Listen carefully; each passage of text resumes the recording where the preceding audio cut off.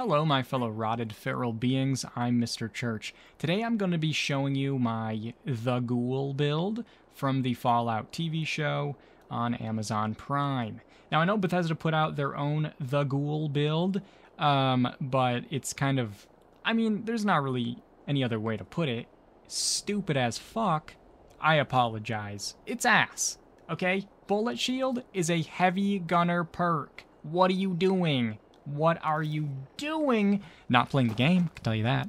So let's start off by making this build look like the ghoul. Oh, we can't. We don't have a ghoul hole for the nose or sunken in sockets quite a bit. And the skin, that's as much as I could slew it off. Now, Vapid Valentine also helped me with this a little bit. Came in and tweaked it, especially with the nose. It's really hard to get the suggestion of the hole of the nose while still having to have that nose just in the face shape somewhat.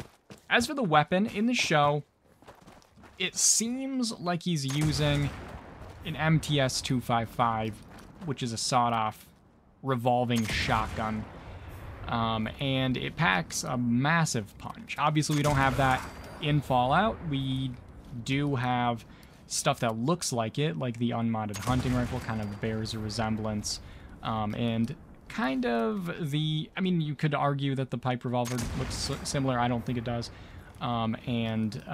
There's similarities in how things fire. Like, I could have a pump shotgun or something like that, but I don't really want to run a shotgun because it doesn't feel the same. It needs to be like a pistol. So I decided to settle upon the black powder pistol. But then I found that the blunderbuss has the exact same stats in every way, except it has much more damage at range because it doesn't have hardly any fall-off damage. So it's a better version of the pistol.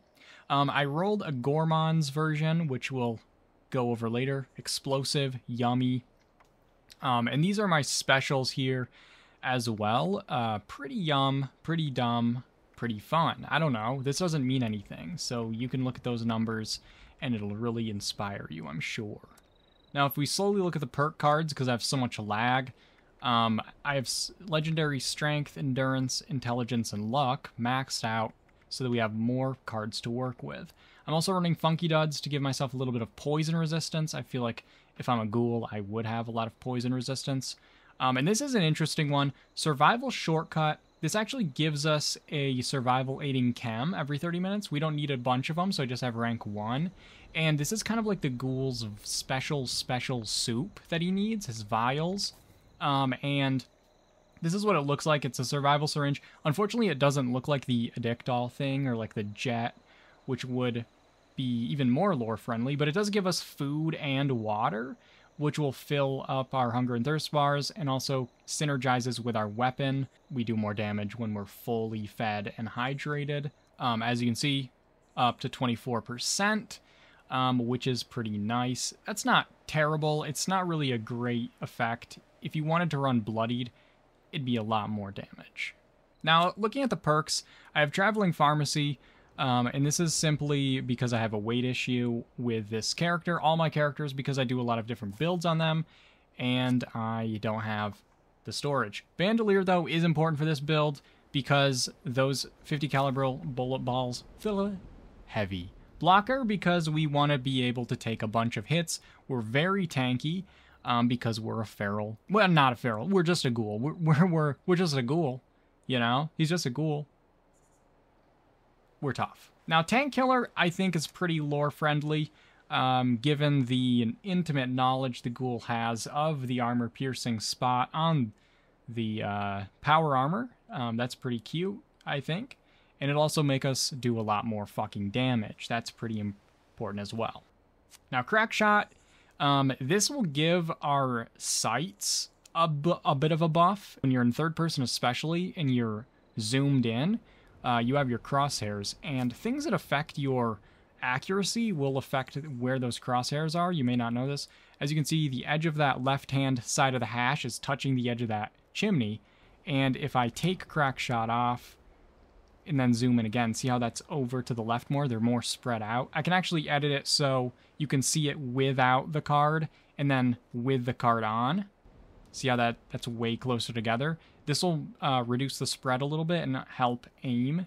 It doesn't do anything if you're in first person. We don't have sights, unfortunately. But I do like the heavy, meaty feel of it. Now, Concentrated Fire, this one I went back and forth on. I did decide to keep it for the damage itself, but VATS is technically Vault-Tec assisted targeting system.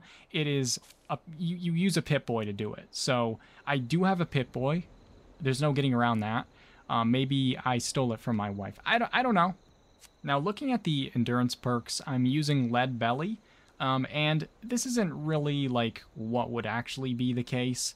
We're not taking no radiation. It's just that the radiation we're taking doesn't do us harm, and that's kind of what I wanted.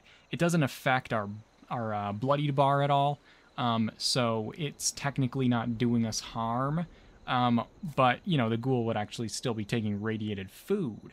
It's just that it doesn't do us damage. Ghoulish, now this is a very powerful perk in a lot of ways, and Tyr actually just made a video on it that you should go check out. It's pretty interesting, but it's also ghoulish. I mean, he's a ghoul, okay? So he's ghoulish. Now, I don't know, you're thinking maybe, is this like Billie Eilish? No, it's not like that. It's like you are more like a ghoul, okay? But radiation will actually heal you up. It'll make you a little more tanky, even though you're a bloodied build.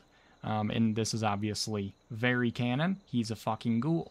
I don't think we can really say any more on that.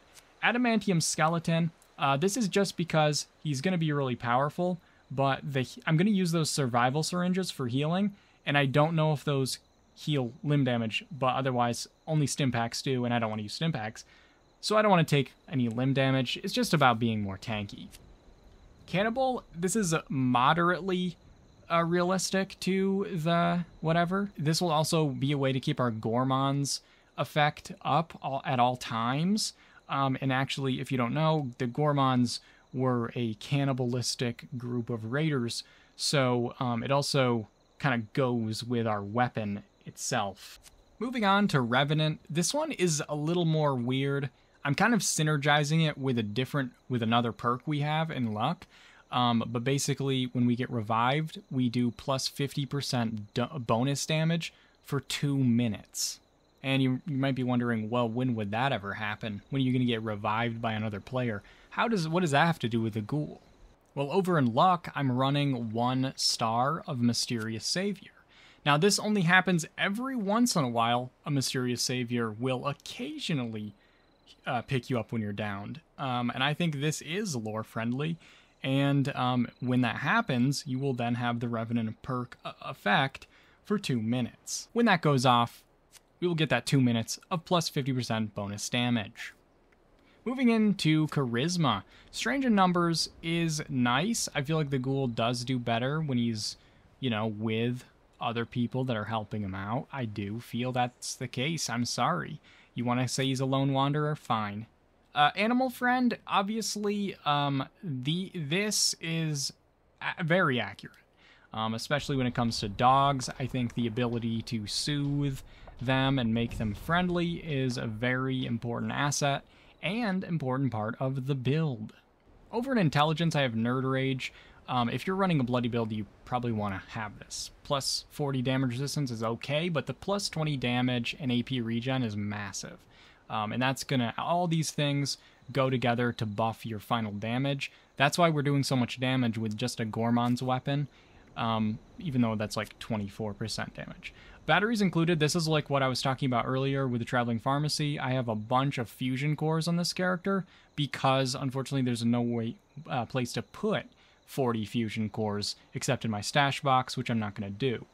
So I do have wasted space here on the perks. If you don't need to run batteries included, you have those 3 extra perks to put somewhere else, then I suggest probably a little bit in Endurance, maybe in some in Perception. There's some fun perks in Charisma as well you could look into, or just don't bother. Demolition Expert does affect explosive weapons, so if you have the explosive effect on your weapon, which we do, we have an explosive for plus 20% bonus damage. This is actually much more than 20% damage when you have the Demo Expert on. As you can see, the amount of damage we're doing when you take this off is 592 right now, at this very moment. And then when we put it back on, we now have 651. So that's a massive buff and boost to your damage, and very, very yummy. Now in agility, I'm running the gunslinger perks. These are just your pistol perks that are buffing the blunderbuss, and that's nice. You know, that's what we want. We want to do a hella damage. And I'm also running modern renegade. I'm running 2 stars of this. If you have the space, you can run the 3 stars for the plus 12% of limb damage. I only ran 2 so that I could run escape artist. I want to have sneakiness, and so high agility is important, but also this perk is very powerful for stealth. The blunderbuss is very loud, so anytime you shoot it, you want to be able to escape again into the night. And to mention real quick my weight limitations, I do have through hiker on as well. And so a lot of times it's not a big deal that I have to run these like traveling pharmacy or batteries included or whatever. But in this situation, situations like this, it does suck because you can only have 15 agility points. So like I have the perk points because of the legendary specials, but the space in each special group is limited as well. Bloody Mess is very important for that plus 15% bonus damage. This all stacks together. Serendipity, this is the most bestest ever bloody card. If you're not in power armor, this will make you so much more survivable. For any bloody build, I recommend running it. Starch Genes, this will lock in your mutations. If you have mutations, you want to have this perk. Class Freak, this depends on if you are going to be fully buffing up every time you log into play or not. If you're not, then you want to run Class Freak probably, because the negative effects of your mutations are pretty bad when you don't have this running. Now, if you buff up all the time, that includes you're going to be taking the mutations to get rid of all negative effects, so then this would be redundant, it's a waste of perk space, and there's a lot of fun things you could run in luck instead of that. Good with salt, I'm not going to run this actually, but if you have food that you want to keep, you can have good with salt on. But if you don't have food, and there's some other options for you, what I'm going to run is Ricochet, and Ricochet will give us a chance to deflect damage back. This is actually a really powerful perk. It doesn't look like it is on paper, but it does keep you alive quite a bit. It's really nice. For the tankiness alone, it's pretty yummy. Now, if you have space and you want to run something else, like if you're not running Class Freak or something and you are buffing up fully, I don't recommend doing that, by the way, unless you're like really sweaty about it. And if you're really sweaty about it, you're not going to be using this build, let's fucking face it. Another option, I wanted Quick Hands to work, but listen, this doesn't work on single shot weapons. It just doesn't work. I think it's intentional because it would be kind of OP if you could just quickly reload. Like every single time you fired would give you a chance to proc it. It would be going off way more often than they would probably want. So that's why that doesn't work. Another option, I thought Luck of the Draw would be really good.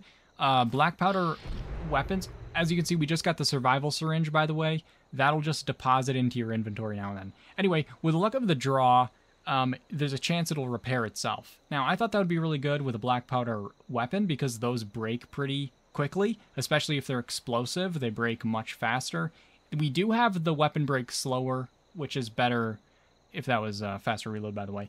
But it still breaks pretty fast. Now, I thought this would be good because we wouldn't have to worry about fixing it all the time, but I had this on for like 2 hours. My weapon broke 2 times, and in that time, Luck of the Draw never procced at all. So I don't know if it just doesn't work, or if the slow rate of fire meant, you know, it's only every time you shoot it is when it is going to have a chance to proc. So if you're shooting fewer times, like you don't have a fully automatic weapon, it's not really going to go off as much. If this was a fully automatic weapon, this would probably be a much better card. But on slow fire rate weapons, it's not a good card. I'm running a full set of Secret Service armor. I have Unyielding, obviously. If you're a bloody build, that's what I recommend. Unyielding, just full set of that for all those extra specials. I do have AP regen on my chest piece, but unfortunately I have kind of crap pieces otherwise. This piece is pretty good because it gives us the sneakiness and the agility, but a lot of these are crap. I have a couple Sentinel pieces, which are okay. I don't have Buttressed yet, and if I did, I would have a lot more damage and energy resistance, but I just don't have it on this character yet. Just give me a break. For the apparel, I have the West Coast Cowboy hat and duster, obviously. Those are in the item shop. And this is the Shielded Raider Under Armor. There's a couple variants of it, but basically we want it for that +3 agility, again, for that AP and sneakiness. Those are both things we want to be buffing up as much as we can. That's going to keep us alive. And I've got this. This is the closest I could get to his bag thing. I know there's probably better stuff, but I don't have that. The tire is kind of dumb, but maybe you have something you can use better as a weapon or as a backpack skin, or you can just, you know, hide the backpack if you wanted. These are the mutations that I'm using. Adrenal reaction, very great for all bloodiedness that you might have. The bird bones, I'm using that for the +5 agility. Again, I want to be buffing agility as much as I can. Carnivore, obviously, because we're a ghoul, that actually does buff the cannibal perk, and we will heal up and get more food from the carnivore being on. Grounded, we are not going to be using any energy weapons, so that's just free energy resistance, basically. Healing factor, ghouls obviously regenerate their health. Herd mentality, we have the plus specials when we're grouped up. I recommend herd mentality, by the way, on every build you do. Plague walker, we are, we're a disgusting ghoul, okay? We probably do have poison aura with us.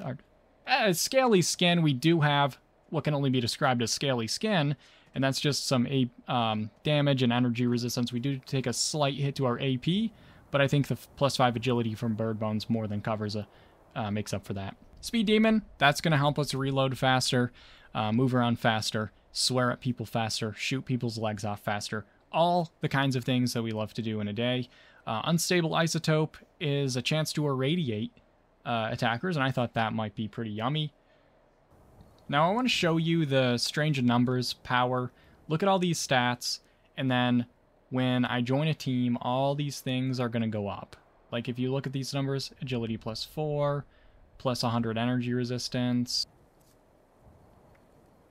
As you can see, that all buffs up. 125 energy resistance, +3 specials, +5 agility, +62 energy resistance. Those are all massively buffed up. I want to see how powerful it can be against a big pooper. So I went this way for the... I want to take this blue screen to thank my patrons and channel members for your support.